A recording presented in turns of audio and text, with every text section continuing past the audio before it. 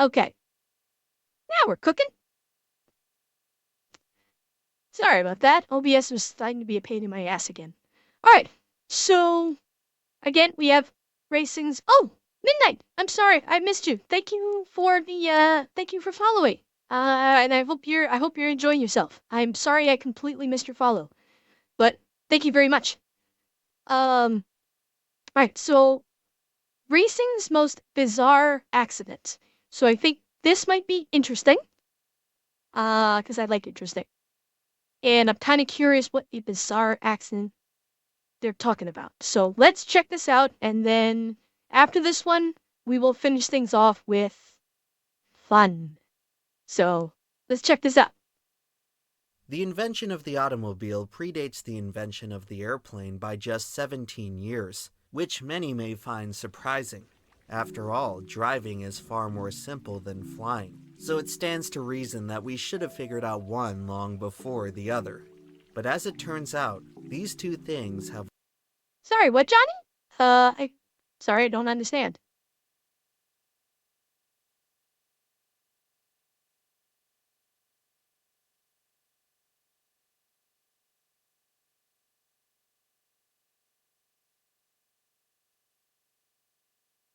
Oh, another bizarre accident. Well, yeah, yes, yeah, bizarre accident racing. I have no idea what it is though, so I'm going into this blind. I go into all of these videos blind. Just so I can, get a genuine reaction out from them. So, let's see what it is.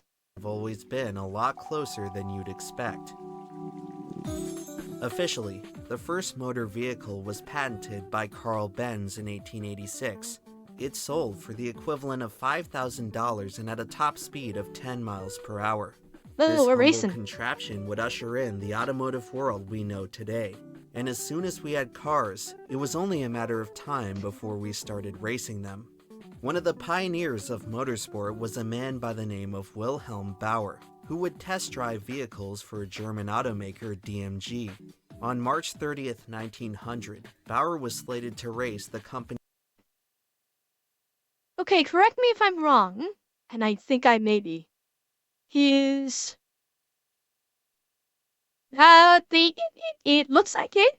It looks like it's be funny, at least some. I mean, it's pretty well known Germans make some pretty damn good cars. But correct me if I'm wrong, and I think I might be. Is DMG the makers of the DeLorean? Or am I getting my initials incorrect? For the life of me, I cannot. DMG just sounds familiar, but I think I'm wrong. Of the manufacturers of the DeLorean. God, I don't know. Damn it, I can't remember. But I think I'm wrong. I do think I'm wrong on that. It just sounds familiar to me. Company's new Phoenix model at the Turbie Hill Climb in France.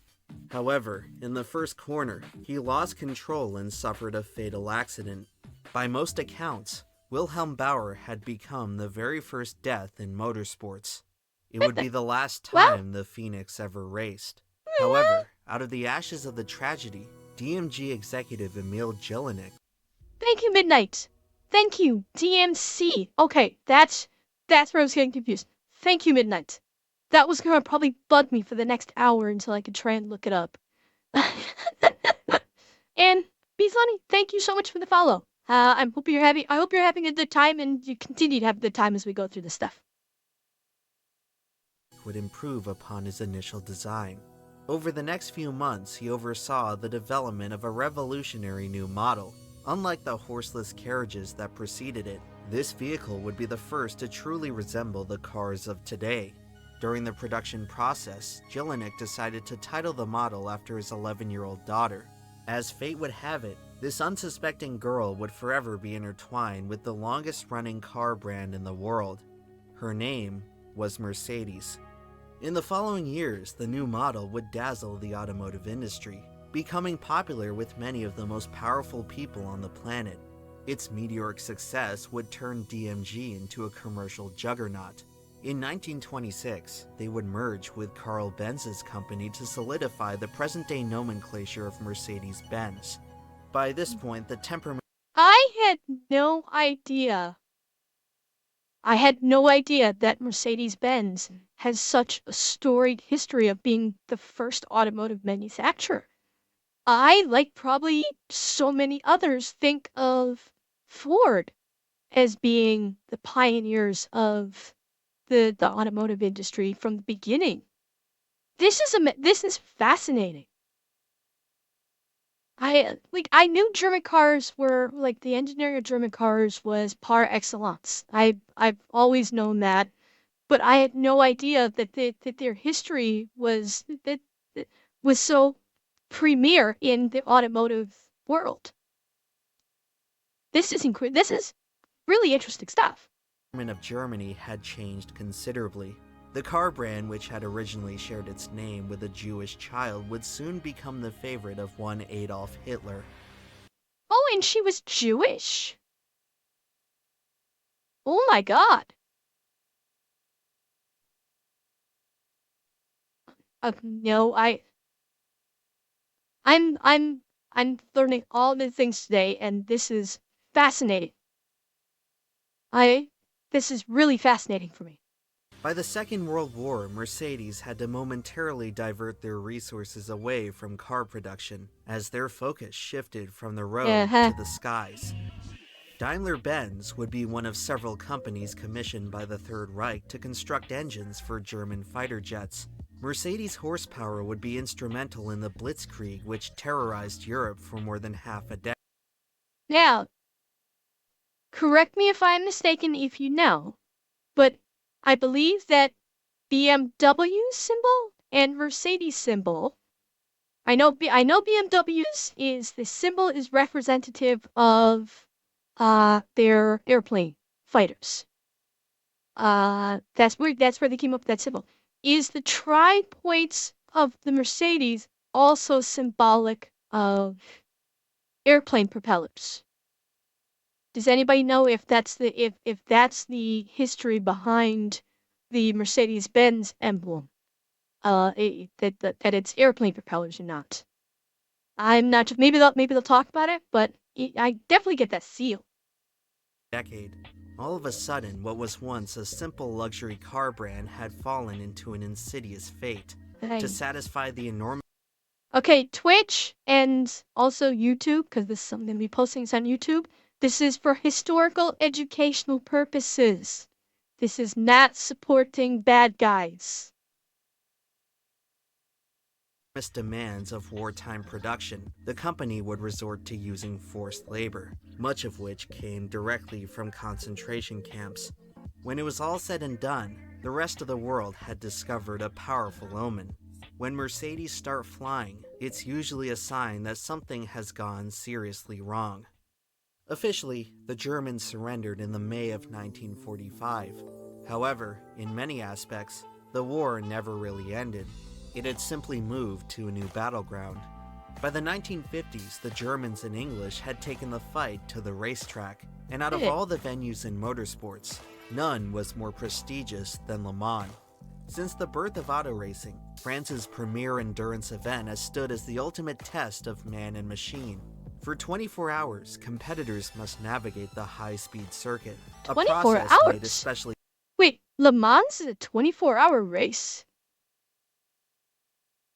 Oh, is it? The BMW is based off a flag? I always thought, and maybe what I read was not factual. That the BMW logo was based off of the look of a spinning propeller, but it's actually based off of a flag. Interesting.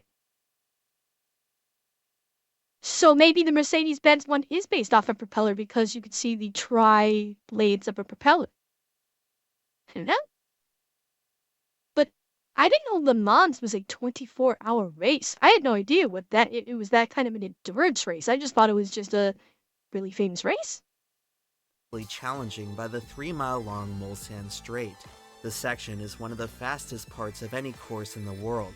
Ordinarily a public highway, the road surface is bumpy and abrasive. placing tremendous strain on engines as vehicles approach their top speed. In order to win at Le Mans, race teams must strike a delicate balance between performance and longevity. This unique test of engineering skill would attract the industry's top manufacturers. By the 1950s, Mercedes had established itself as one of the teams to beat with their iconic Silver Arrow. They spent the early part of the decade trading wins with Jaguar and Ferrari, who had entered into an automotive arms race. By 1955, the rivalry would reach its breaking point. Years of rapid innovation had contributed to higher top speeds than ever before, beyond what the existing infrastructure was designed to. Wait a minute. Back it up. Higher top speeds than ever before. Wow. The varied flag. Oh, interesting. Oh. I had no idea. I wonder what drew them to use the Bavarian flag as an inspiration for BMW. Very interesting. Thanks for looking that up, Kichi.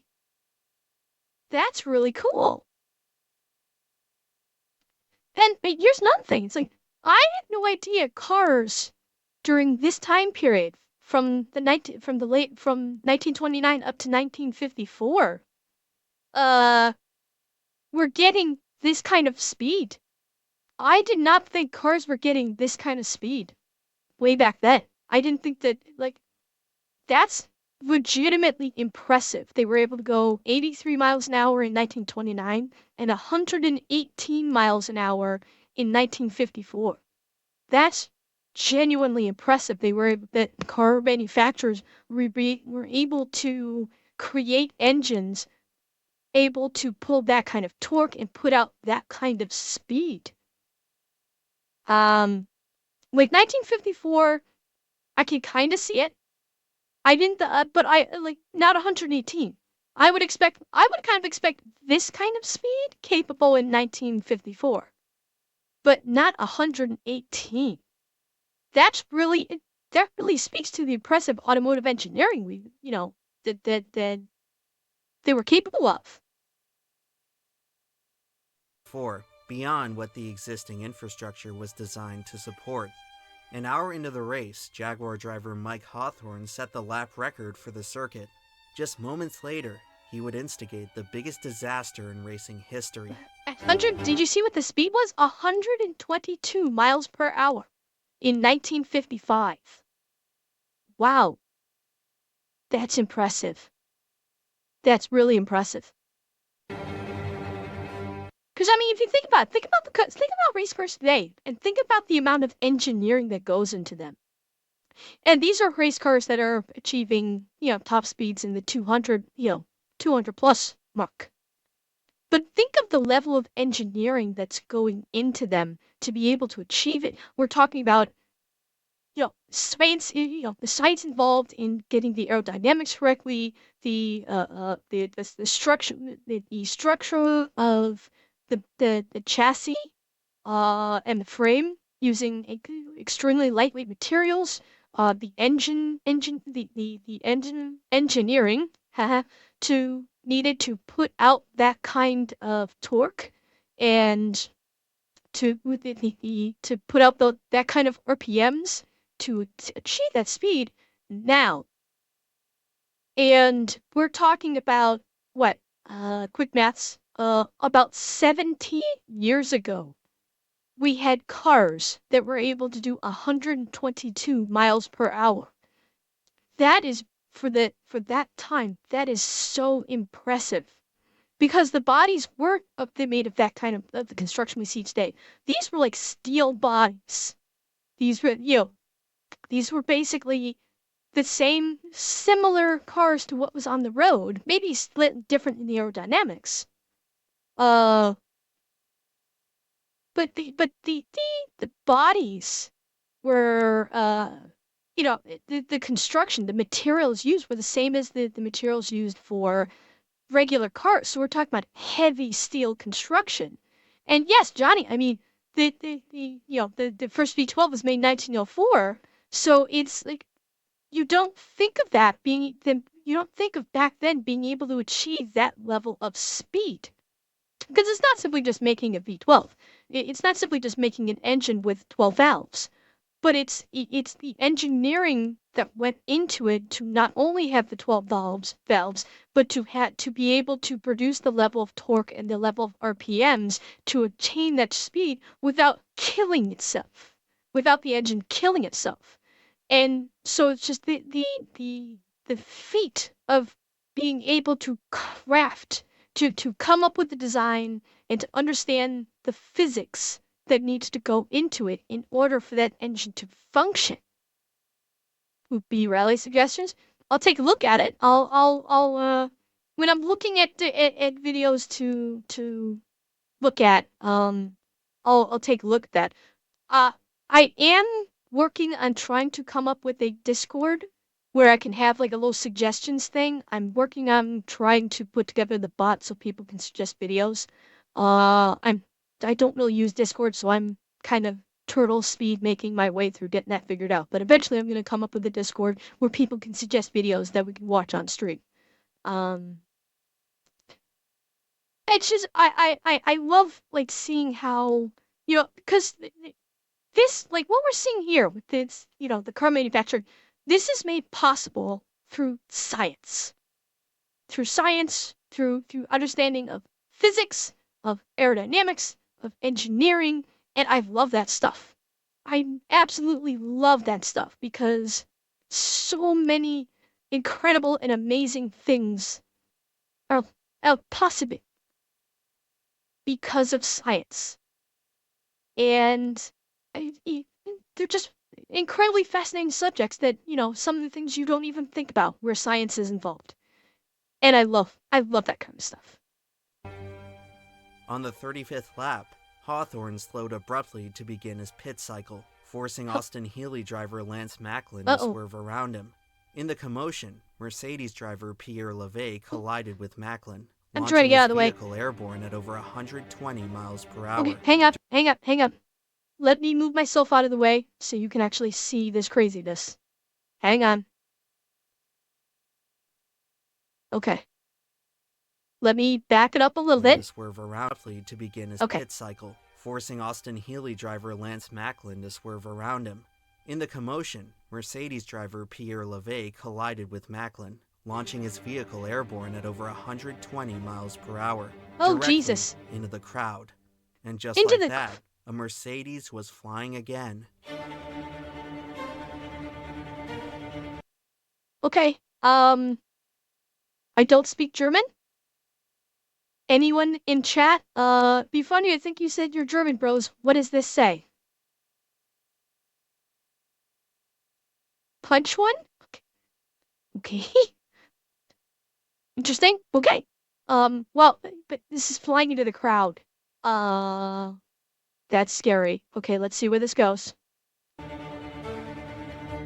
In 1955, there was no fence protecting the grandstands at Le Mans. Oh, God, Debris that's from bad. Levay's disintegrating car blasted the spectators at full force. Holy shit. In the blink of an eye, more than 80 people had perished. The world 80 people? 80 people! Oh my dear God! That's horrific! 80 people, and from that article, in the blink of an eye, hang on, more than 80 what, 85 dead, more than 100 injured. Oh, Jesus! Oh my God! That is horrific! Like, it sounds like not only did the car just mow people down, but parts that broke off were just it was like it was a car-sized shotgun. Holy shit! Oh my God, that's 80 horrific. people had perished. The world of motorsports had arrived at its Armageddon, and Mercedes found itself at Ugh. Oh my God. Yeah, because I mean, cars now in racing cars now, they're designed to come apart if they crash. with the central frame surrounding the driver functioning as sort of like a protective cocoon almost, or a protective cage. The rest of the car is kind of made to almost disintegrate, with the cage being, you know, the one thing that protects him. Hi, Idad. Thank you for the follow and welcome. Hoping, well, fortunately we're talking about something that's tragic, but I hope you're enjoying the stream. Um, wow. And that looks like, if I were to guess, that's the rear part of the car that just kind of stayed there. So the front half looks like maybe it's sheared off. They're not actually, Johnny. I'm a little surprised safety devices aren't patented. I'm glad that they're not, but I'm actually a little surprised that they're not. Ground Zero. Unbelievably, the race was not stopped. Crews gradually cleaned up the track as drivers continued to blow. What?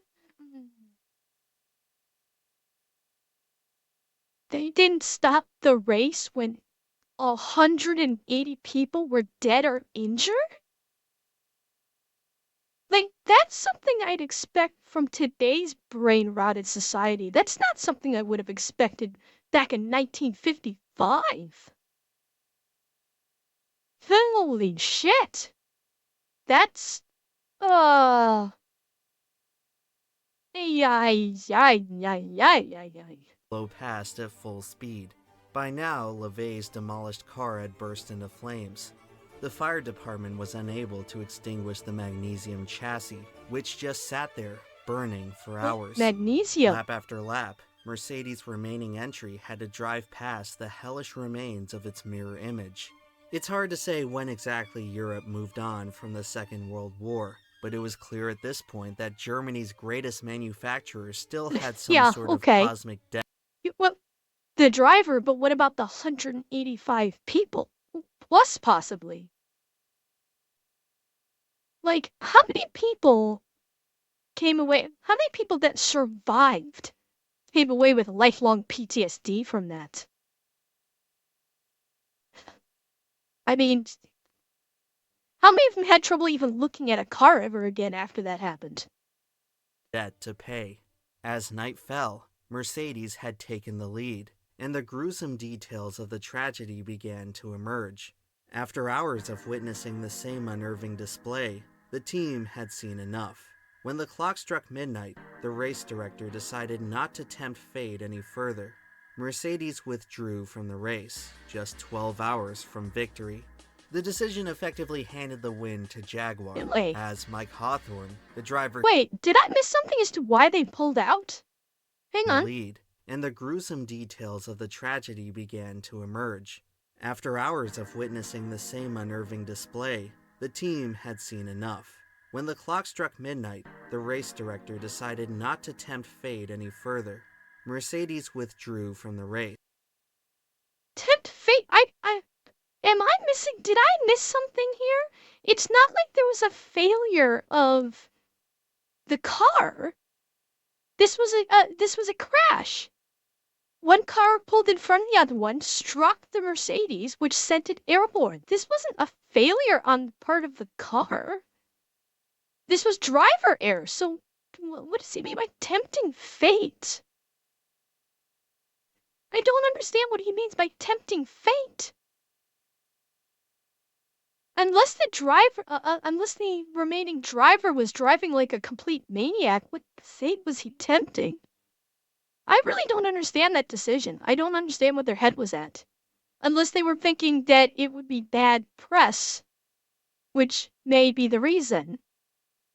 I don't know about tempting the driver's sanity. Like I said, if the driver was not exhibiting any uh, uh abnormal behavior, I'm thinking they did it for like a PR kind of reason, where because it was a Mercedes that killed 85 people and injured 100, possibly 100 plus, it might look bad on Mercedes if they also won the race.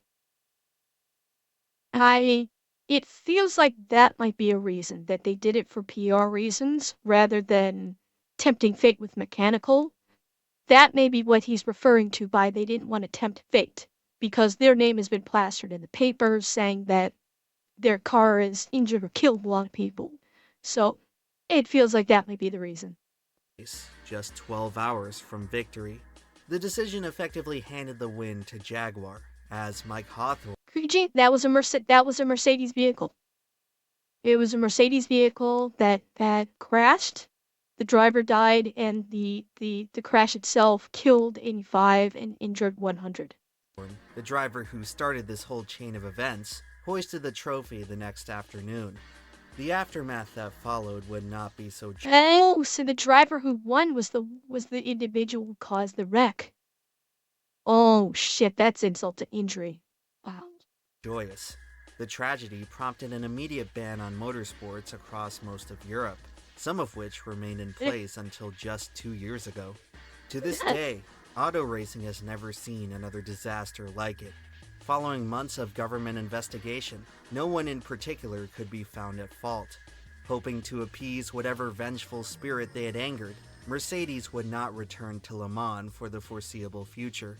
And as for Mike Hawthorne, the curse of that dark day would eventually catch up to him. Just 4 years later, he was fatally injured in a road accident, losing control of his Jaguar while attempting to pass a Mercedes. Oh, you gotta be kidding As the me. years went on, racing eventually returned.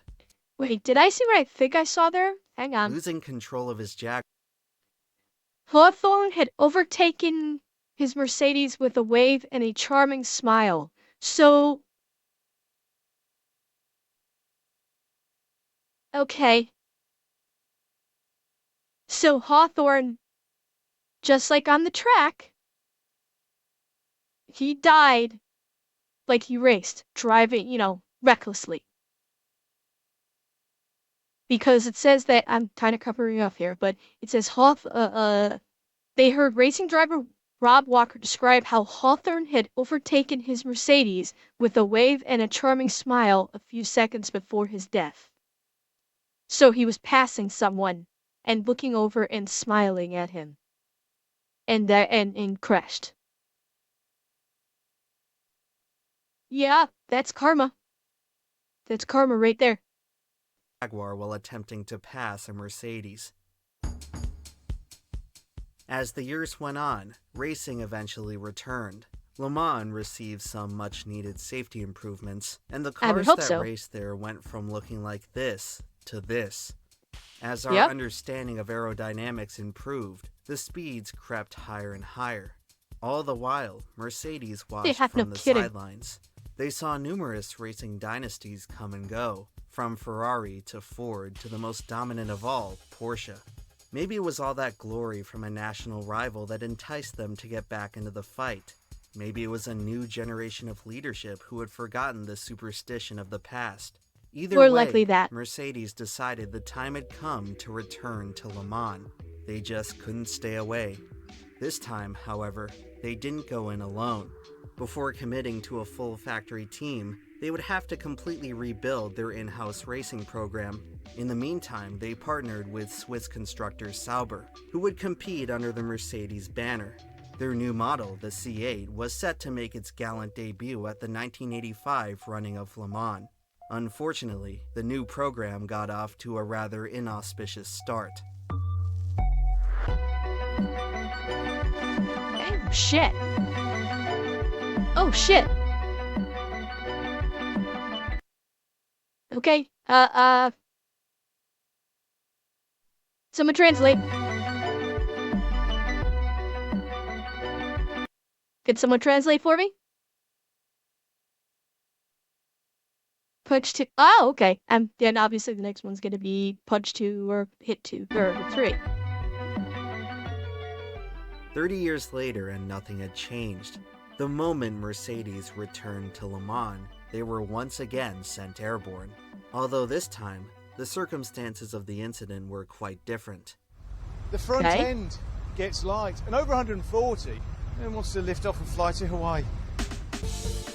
By the 1980s, race cars were beginning to reach unthinkable speeds, largely Yeah. due to innovations in controlling downforce. As a car cuts through the air, the body can be sculpted in a way so that the resulting pressure sticks the car to the racing surface. increasing grip. However, at certain unstable orientations, downforce can be overpowered by lift, sending the car upward. Under the most extreme speeds, such as the ones at the end of the Mulsanne Strait, drivers were becoming increasingly susceptible to taking off. For Mercedes, this new incident of terror certainly didn't bode well for their racing return, but they were able to come out of it mostly unscathed. Driver John Nielsen walked away from the wreck in one piece, and since it occurred during a practice session, it was hardly documented. Despite the rude awakening, Mercedes would carry on. Starting in 1987, the team would debut the new and improved Sauber C9. Despite showing promising lap times, the model struggled to stay on track. 4 years into their Le Mans return, Mercedes had failed to finish a single race. But their fortunes would turn around after the return of a familiar foe. In 1988, Jaguar was victorious at Le Mans for the first time in 30 years. Perhaps this was the inspiration Mercedes needed to finally get their mojo back, because Nothing in like a little 1989, competition. the Silver Arrow re-emerged as the class of the field. On that day, Mercedes was unbeatable. In fact, the cars were so quick that they ushered in the end of an era.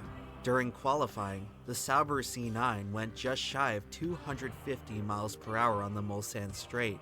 Fearing another catastrophe, the race directors determined that they had to get the speeds under control. And so, starting in 1990, a pair of chicanes were installed to interrupt the fastest part of the track. Following the layout change, Mercedes lost all of its competitive edge. Just as they had finally hit their stride, they were sent back to the drawing board. After several more years of lackluster performance, they withdrew from Le Mans once again to focus on other racing endeavors. This time, however, they wouldn't be gone for long. After finding success in the FIA GT Championship, Mercedes decided to give it one more shot. With the millennium soon approaching, the manufacturer was closing in on their 100th year of racing, and what better way to celebrate than by capping off the century with a victory at Le Mans? By now, Mercedes were finally ready to field a genuine factory team, so that the glory would be all theirs. Their first race back in 1998, they looked as if they hadn't skipped a beat by qualifying on pole. The triumph was short-lived, however, as both entries would retire from the race due to mechanical issues. But no matter, the cars had already proven they were fast enough. Boy, the Mercedes is really struggling with their mechanical issues on this one. I guess it's like now we're into an era where it's not just it's the I'm guessing the aerodynamics have become much more crucial because of the speeds that they're going. More speed means more lift, which means you need more downdraft. With a few tweaks, they should be able to stay on track and cruise to victory. In 1999, Mercedes returned to Le Mans with their pinnacle of engineering, the CLR, a machine that represented 100 years of innovation. The car had an unmistakable look, its most iconic feature being the familiar Mercedes stylization on the front end. Throughout the company's history at Le Mans, no other entry had undergone more extensive preparation. After 20,000 miles of testing, no major problems could be found. By all accounts, everything was coming together for the last hurrah of the Silver Arrow. Entering the race weekend, Mercedes unveiled their holy trinity, 3 CLRs and 3 opportunities at making history. Over the next few days, the team would certainly rise to the occasion, just not in the way they had envisioned. Oh no.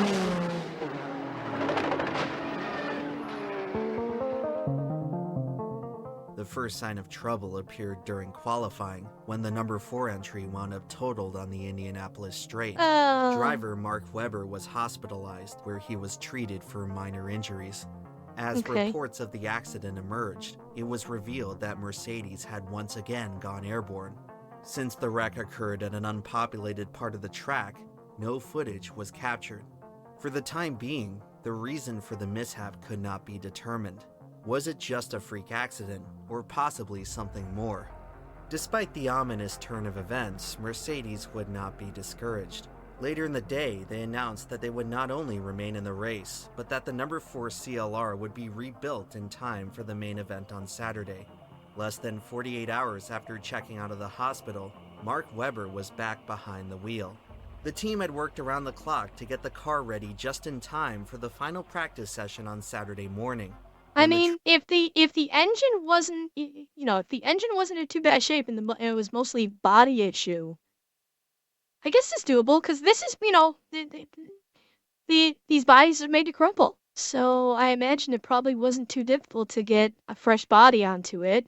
If the engine wasn't too badly damaged, they probably could have gotten that back up and running real quick. And these guys are trained in practice to work on these engines fast. So it's impressive. Make no mistake, it's impressive, but not wholly unexpected, I would say. Trio reunited on track. They must have been feeling pretty inspired, until it happened again. Oh no. It's got a car on its roof already. How on earth has this happened? This is amazing. This happened in the qualifying sessions. This car flipped over in qualifying, and it looks as though exactly the same thing has happened again. How on earth? Jeez. If it wasn't already, Mercedes' little problem had now become known to the rest of the world, as television cameras caught a live view of Webber's car lying on its roof at the end of the Mulsanne Strait. The number 4 CLR had taken off. Well, I'm gonna guess, Kiji, that they're all going to go airborne because we haven't seen a land thing. We haven't seen anything with land. It's all been airborne. So I'm thinking the third one's probably gonna be airborne too. Off for a second time. It was now clear that the first accident was no fluke. There was a fundamental flaw with the aerodynamics of the CLR. As it turns out, the defect could be traced back to the car's oh-so-stylish front end. The nose of the vehicle was designed abnormally long. This excessive overhang allowed more leverage for the air to generate lift. Under extreme turbulence, such as entering the slipstream of another car, the balance of the CLR could be disrupted enough to send the whole thing flying. Now, just a few hours until the green flag, Mercedes was in a state of pandemonium. With Webber's car destroyed once again, only 2 entries could continue to the race. But would it even make sense to let them? The machines were clearly hazardous, but could they really let an entire year of effort go to waste? Perhaps the contagion was limited to the 4 car, and the other 2 had nothing to worry about, despite being manufactured. Look at these bumpers. You can almost see like a slight upward curvature of the bumpers. You can kind of see it a little bit. There's a slight upward curvature, which means that this thing can catch lift. If they reverse this and kind of curved it down slightly, maybe. Granted, I am no expert scientist when it comes to aerodynamics or aeronautical engineering, but it feels like this upward lift is allowing for air to slip underneath the same specifications. Ultimately, the decision came down to the drivers. While Christophe Bouchy expressed concerns about the number 5 car, he was overruled by the others. After all, it's a dream to race at Le Mans. But the thing about dreams is that no one is ever prepared when they turn into a nightmare. Oh no. After some emergency modifications to increase downforce, the remaining CLRs rolled off the grid. As the afternoon went on, it was... Yeah, did you see that bouncing that they just had there? That's what's causing the lift. When they bounce up, they're catching air underneath the front, and if they're going fast enough, that's going to rip the car right up off the track. So I think it's not just the front end, it's the track. The track is really bouncy, and when you're going 200 plus miles an hour, a single bounce can get a nice gap of air going under there, and it's going to pick that car right up. It was cautiously smooth sailing for the Mercedes. Bouchy's concerns appeared to be assuaged as he made it to the first driver swap without incident. Replacing him in the 5 car was Peter Dumbreck, who would carry on into the evening. As dusk began to fall, Dumbreck had worked his way up to a battle for second with one of the Toyotas. When the pair entered the Indianapolis Straight, they turned to face the setting sun. With the drivers momentarily blinded, the Mercedes drew ever so close to the back of the Toyota. The rest, as they say, is history. Third hit.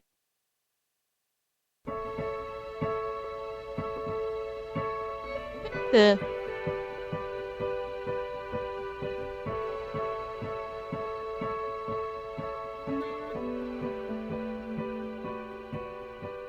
Some people only watch racing for the accidents, and while they're often chastised by the rest of the motorsports community for missing the point, I sort of understand the appeal. While it's easy to write off this side of racing as mindless carnage, there is something spectacular about it that speaks to us on a deeper level. In sports, there are plenty of stories about glory, but the wisest lessons are often taught by catastrophic failure. In order to truly appreciate something for its greatness, you have to witness it at its most dysfunctional. In these rare moments, the accidents tell us more than the racing ever could. Okay. It has gone again! There it Whoa. is, it's into the trees. That's the end of Mercedes exit. Obviously the wrong decision. Who just said something about going into a tree? Okay, Kiji, you said going into a lake. Well, it went into a tree, so I'll give you half a point for that one. Half a point. It went into a tree, not a lake. To actually race.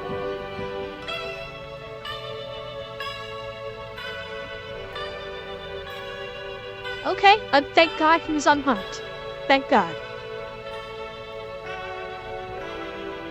Oh.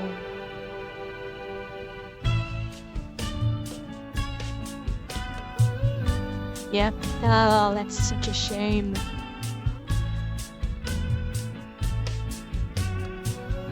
No.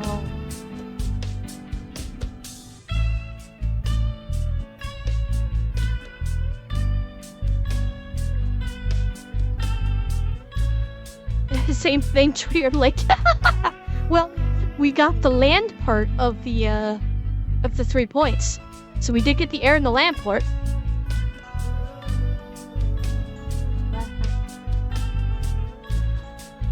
This is my first time watching EmpLemon. Great video. Like, really fascinating and informative. I learned a few things in this video that I had no idea about. Where I think we're gonna have to we may have to revisit EmpLemon again in the future for another video. That was really, really interesting.